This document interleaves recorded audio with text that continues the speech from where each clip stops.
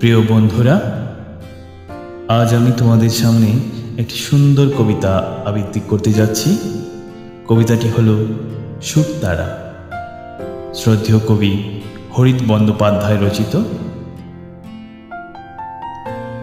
ঘড়ি ছিল না, মা শুকতারা দেখে আমাকে ভোরবেলা ডাকত।